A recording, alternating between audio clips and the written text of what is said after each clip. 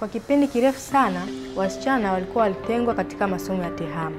Yaliwekwa kipaumbele sana kwa wavulana, yakionyesha kwamba masomo haya ya tehama ni kwa ajili ya wavulana.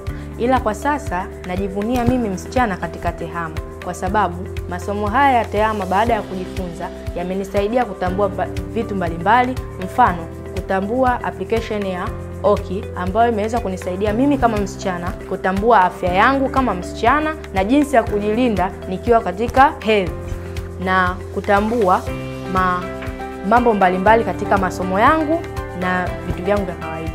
Wasichana wana nguvu kubwa ya kuleta mabadiliko katika tehama.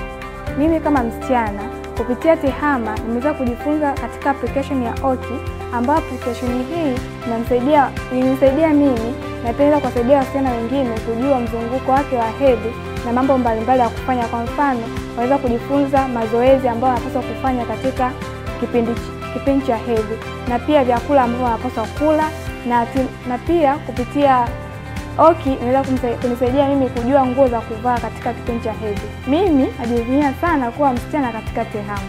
Kwa kutumia internet inasaidia ili kujua kama mimi mwanafunzi na msichana nikiingia kwenye simu siguse vitu ambavyo vitakii, kwa mfano kuingia katika vitendo vya ovyo ambavyo vitanifanya kuharibu ndoto yangu ambayo nilipangia katika kimaliza masomo yangu ya elimu.